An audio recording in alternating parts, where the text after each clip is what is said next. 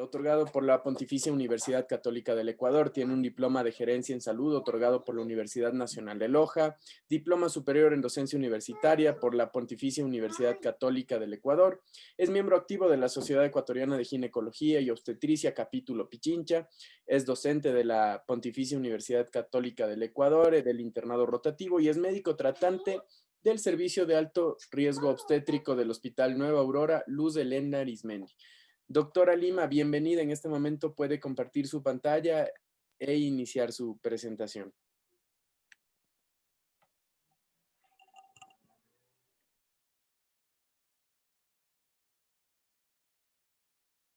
Bueno, continuamos. Los objetivos de esta presente charla, bueno, como les decía, van a ser una conceptualización adecuada de la preeclampsia de aparición tardía, realizar un adecuado diagnóstico con el algoritmo que ya les voy a presentar. Vamos a ver que existe una variabilidad en la clínica de estas pacientes que van a desarrollar una preeclampsia tardía. Vamos a identificar adecuadamente los signos de alarma y vamos a hacer un manejo actual según la evidencia.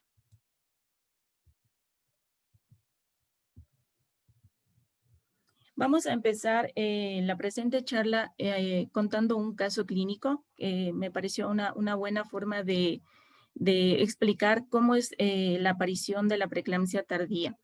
Empezamos con este caso. Es una paciente que está de 36.3 semanas de gestación.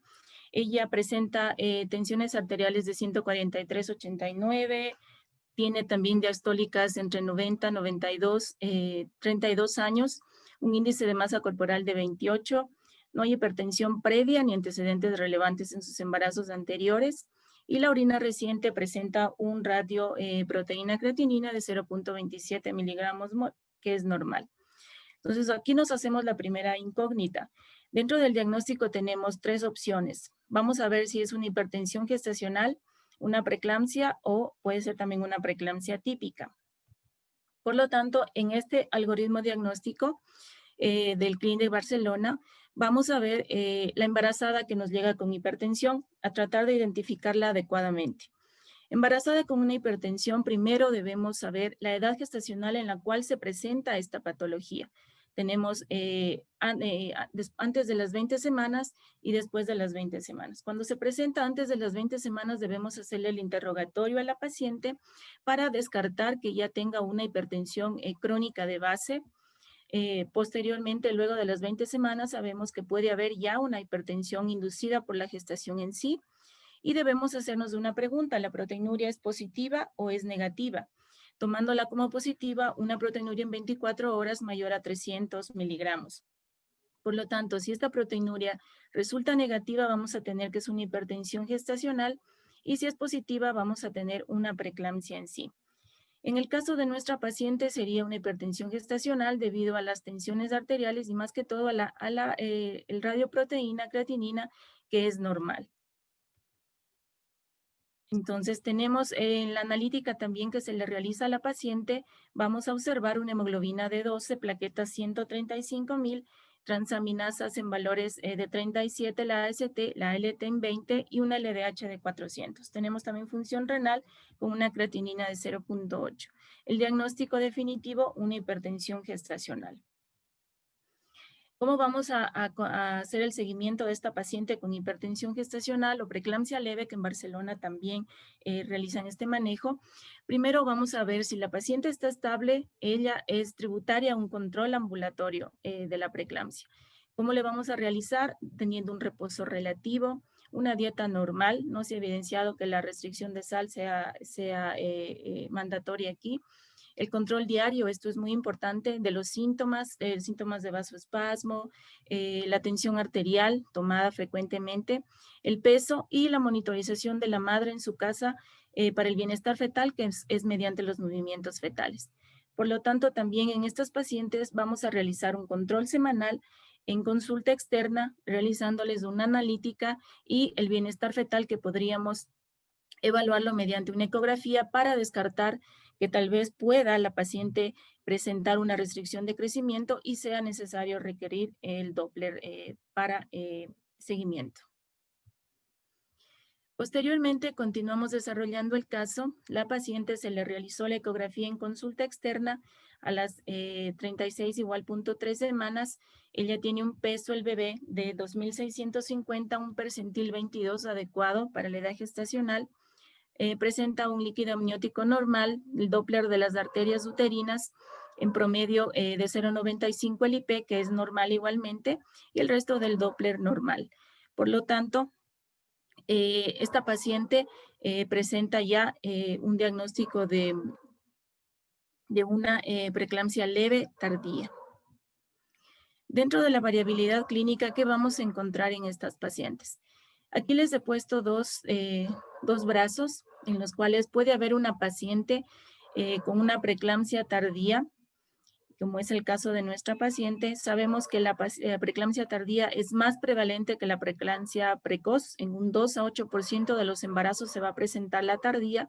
La precoz es más grave, más severa el manejo, igualmente por la viabilidad del feto, el peso y otros factores, pero la prevalencia es menos. Por lo tanto, hay pacientes que pueden presentar la clínica adecuada con hipertensión, proteinuria positiva, pero también existen pacientes que pueden presentar ya una disfunción hepática, hemólisis, plaquetas bajas, una eclampsia, o que pueden también estar relacionadas a una insuficiencia placentaria, un CIR, una hipoxia fetal, un abrupto placentae, que puede estar relacionado más que todo con un CIR. El caso de nuestra paciente es una paciente que presenta hipertensión y la proteinuria positiva. Aquí les he puesto este cuadrito, igualmente para poder nosotros identificar la preeclampsia precoz, la preeclampsia tardía, poniendo como una semana de un punto de referencia, las 34 semanas. Antes de esta semana sería una preeclampsia de aparición precoz, posterior a esta una preeclampsia tardía. La prevalencia, como les indicaba, en la tardía de 2 a 8% es más frecuente que se presente en nuestro medio la preeclampsia tardía, y la de la precoz es 0.3. Los criterios de severidad materna tenemos que obviamente en la precoz es más alto, son 83% por los factores que les mencioné, prematuridad, viabilidad fetal, y puede estar también asociada a otras enfermedades autoinmunes. En la tardía tenemos los criterios de severidad en un 30%. El CIR se va a presentar con la preeclampsia precoz, van juntos de la mano el CIR precoz con la preeclampsia precoz. En la tardía no se relaciona nada la fisiopatología. El Doppler de la umbilical es patológico, obviamente, en una preeclampsia y restricción precoz. En la tardía, en un 43% sí se puede dar. El de las uterinas patológico, igualmente, en una preeclampsia precoz va a ser más frecuente, y una tardía un 46%. Y anomalías placentarias, obviamente sabemos que la preeclampsia precoz es el resultado en sí de una insuficiencia placentaria, una lesión hipóxica en el feto, y en la tardía en menos porcentaje igualmente, para que nosotros más o menos sepamos y hagamos una diferenciación entre las dos. Recordemos este punto muy importante, que el CIR precoz se va a relacionar mucho con la preeclampsia precoz, más no así con la preeclampsia tardía. Continuamos en el desarrollo del caso de nuestra paciente. Aquí tiene un radio ya positivo de 0.35. Dentro de esta paciente, entonces, con este radio proteína creatinina superior a 0.3, que sería positivo, tenemos ya un diagnóstico de preeclampsia leve tardía. ¿Qué manejo vamos a realizar en esta paciente? Nosotros tendríamos igualmente 3 opciones. Podemos realizar un manejo expectante, una inducción del parto, o puede ser una cesárea. Pero ¿qué nos dice la evidencia ante esto? Debería ofrecerse manejo expectante a la preeclampsia tardía leve. Hay evidencia fuerte en esto con el estudio HIPITAD, que se publicó en el 2009. Este estudio nos fue realizado en más de 760 pacientes. Es un estudio multicéntrico, randomizado, en el cual en la conclusión, con nivel de evidencia A, que es muy fuerte, tenemos que no debería ofrecerse ya el manejo expectante por el riesgo de morbimortalidad materna. Por lo tanto, en la conclusión de este estudio es de que a estas pacientes ya se les debe ofrecer una inducción de la labor del parto. Esto ayuda a evitar las tasas de mortalidad materna, las complicaciones maternas como el HELP, una eclampsia o incluso una hemorragia cerebral. Y en los fetos, obviamente, que resultaron de este estudio, al término, ya son fetos que salen a las 37 semanas, no hubo una diferencia estadísticamente significativa. Siguiendo con el desarrollo, tenemos la inducción del parto.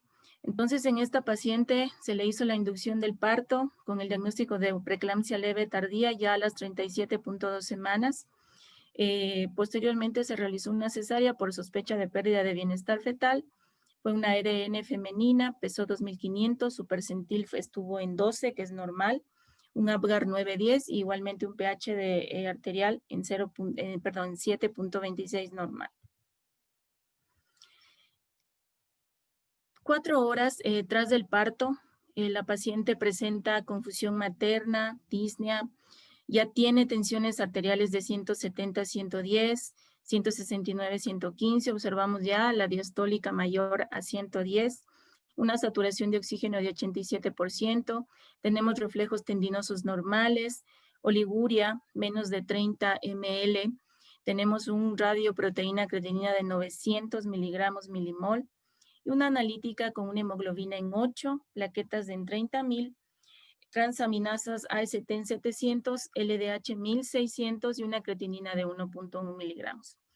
¿Cuál será el diagnóstico en esta paciente? Miren que la paciente transcurrió su control semanal por consulta a partir de las 36 semanas, a las 37 se le detectó ya una preeclampsia leve tardía, se terminó el embarazo, se indujo el parto, obviamente por otras razones terminó en cesárea, pero miren que 4 horas tras el parto presenta ya estos signos de severidad, tanto analíticos como clínicos.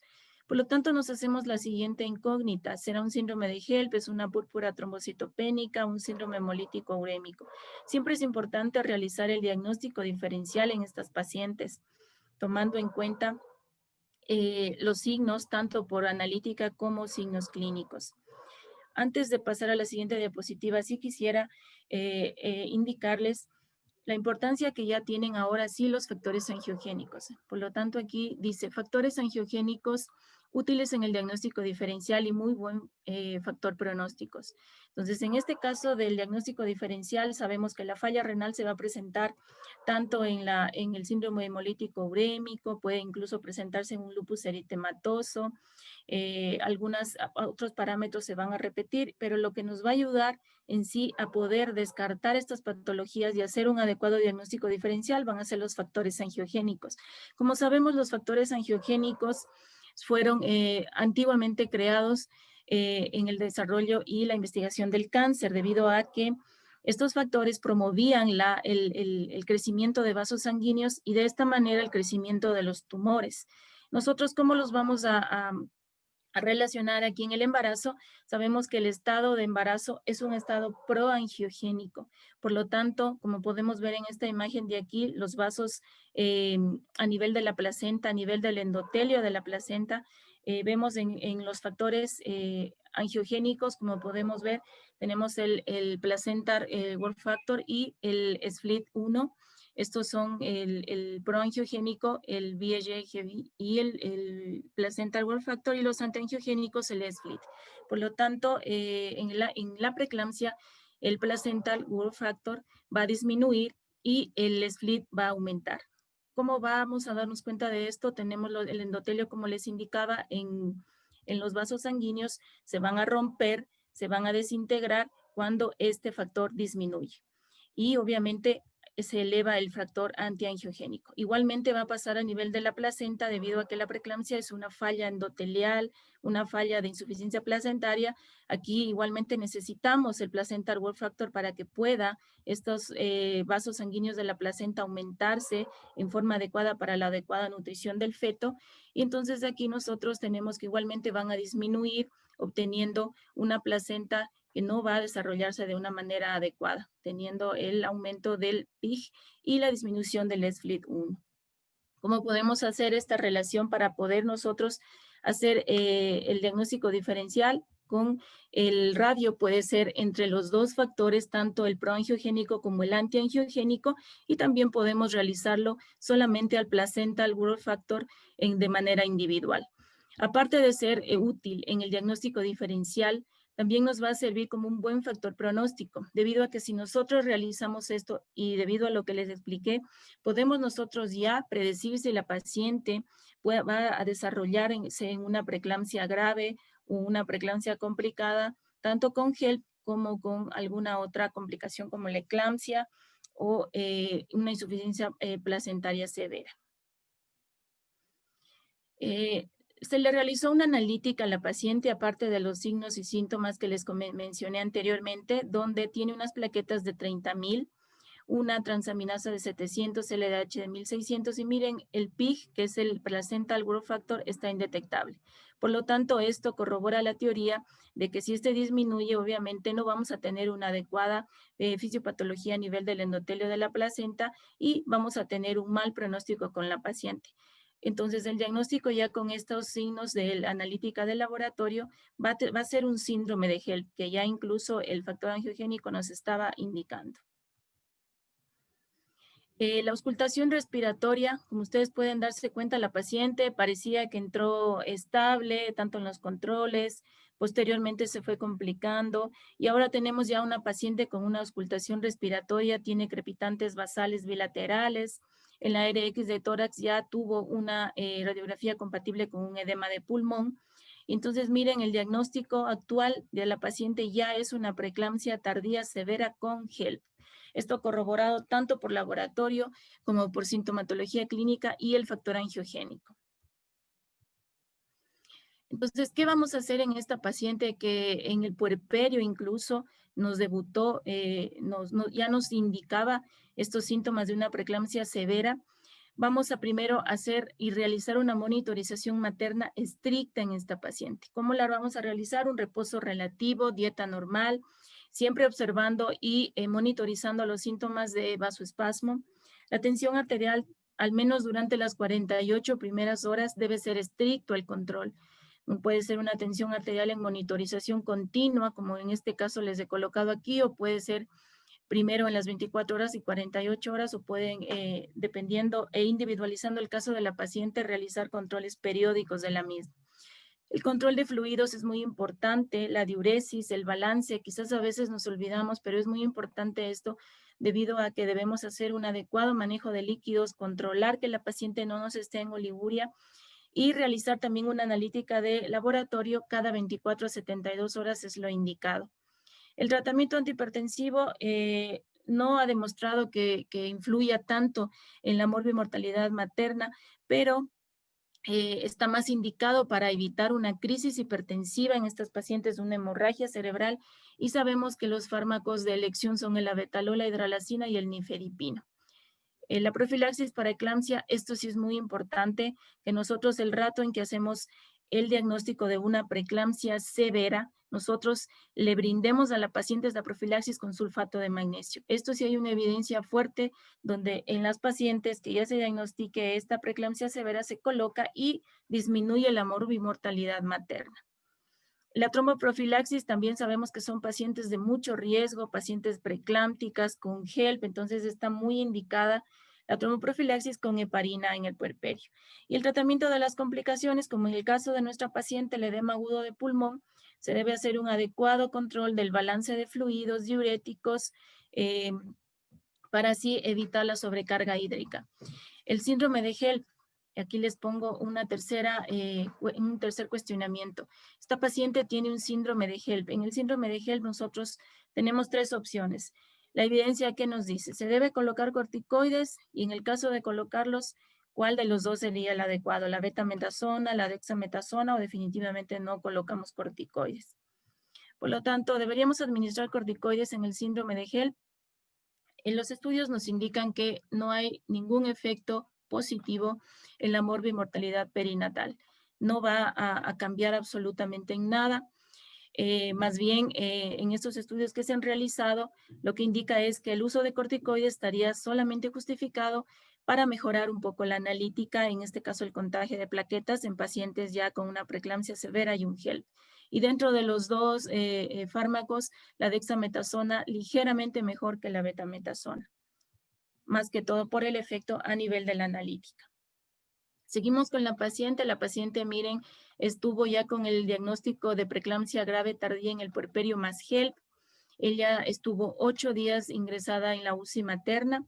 Se le colocó ahí el sulfato de magnesio, se le colocó la profilaxis para trombosis, el balance de fluidos y diuréticos, se realizó adecuadamente, se le colocó el corticoide y tuvo una evolución materna favorable la paciente. A los 50 días postparto, en el seguimiento que se le realizó, presentaba por consulta externa tensiones arteriales de 120/78. La exploración física y analítica fue ya totalmente normal. ¿Puede volver a pasarme? Estas 3 preguntas que les he colocado es las preguntas que siempre nos realizan las pacientes, lo que nosotros deberíamos asesorar ya al alta de la misma. ¿Puede volver a pasarme? Por supuesto que sí. El riesgo de recurrencia es de un 30%. Puede volver a ocurrir esta patología. Puede prevenirse, sí.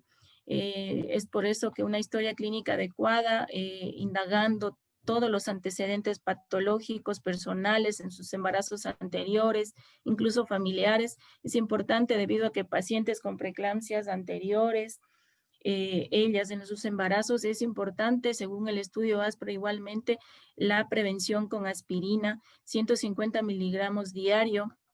En la noche nos evita casi un 70% en un siguiente embarazo de que pueda volver a presentarse.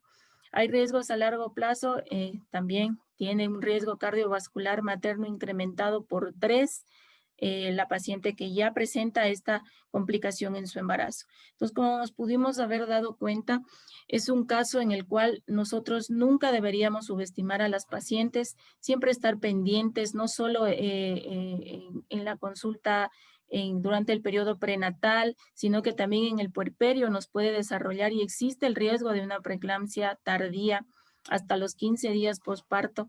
Por lo tanto, hay que siempre monitorizar a la paciente, auscultar la presión arterial, realizarle los exámenes de laboratorio, más aún si es que es una paciente de riesgo, con embarazos anteriores, con patologías, preeclampsia o en este embarazo que ya nos está dando una señal de que la paciente puede complicarse.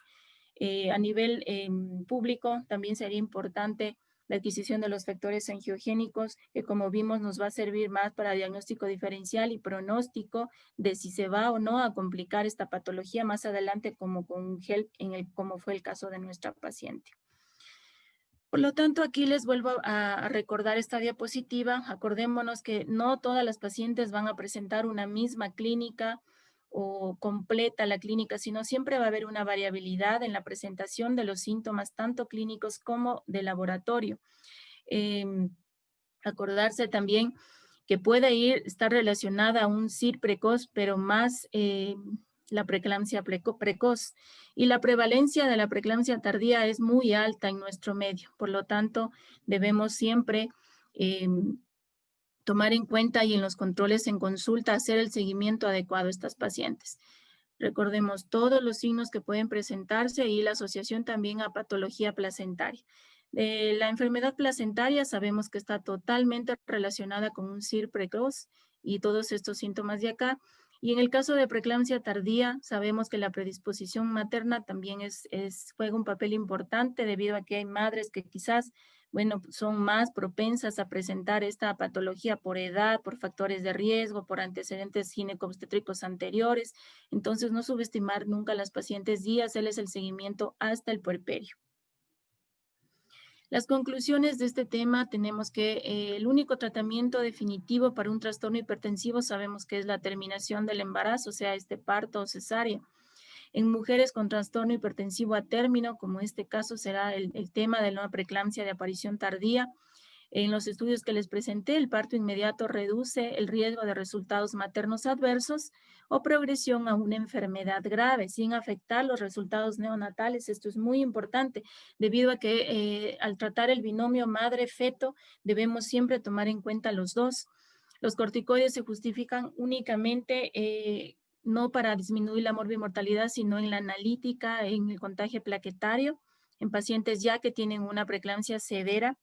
Y los factores proangiogénicos juegan un papel importante en el pronóstico y en el diagnóstico diferencial de la preeclampsia. Quizás aquí me olvido de mencionarles también la importancia del sulfato de magnesio en pacientes donde ya se les realiza el diagnóstico de una preeclampsia grave, debido a que esto sí nos va a evitar que la paciente se nos complique con una eclampsia y tengamos resultados adversos. Esto ha sido todo de la charla. Bueno, aquí está mi familia, por la que uno siempre lucha, los que amo mucho. Y el comienzo es la parte más importante de toda tarea, nos dice Platón. Siempre es importante dar un pasito más, ayudar siempre en todo lo que nosotros esté a nuestro alcance para tratar de mejorar toda la parte materno-fetal en nuestros pacientes y darles un adecuado seguimiento. Muchas gracias.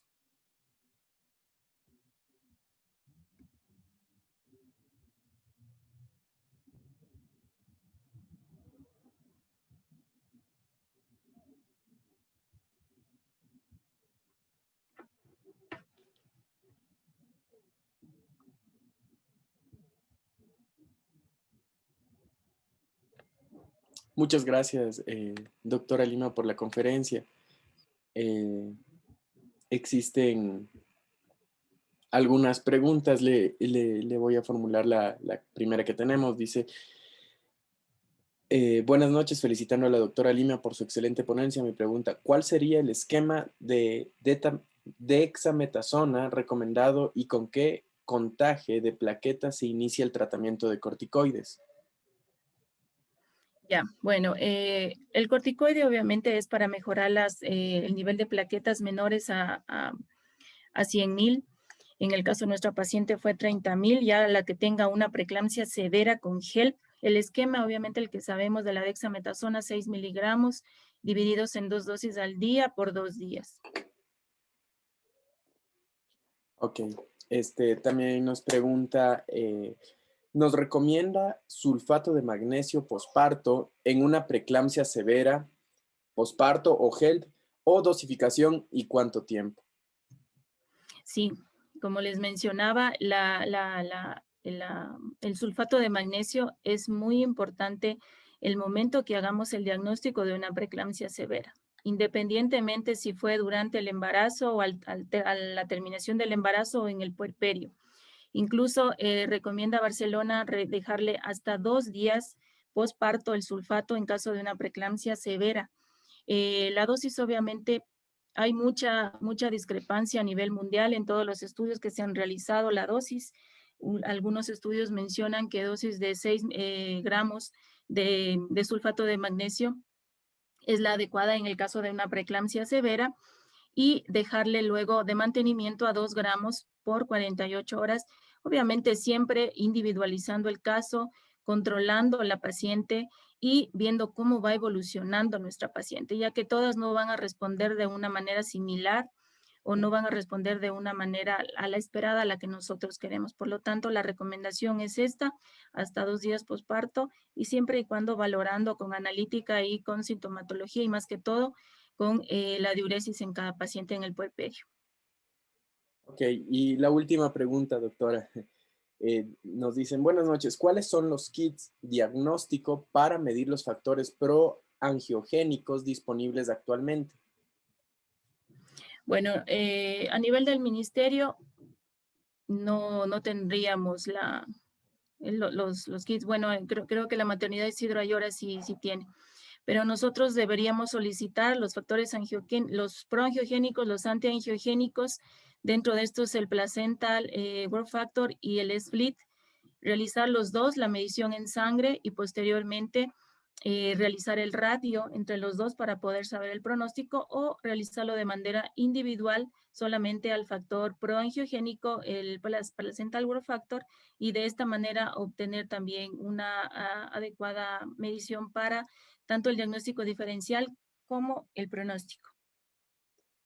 Listo.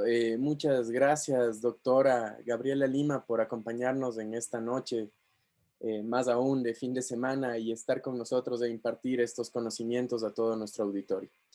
Muchas gracias a ustedes. Muchas gracias. Y bueno, vamos a...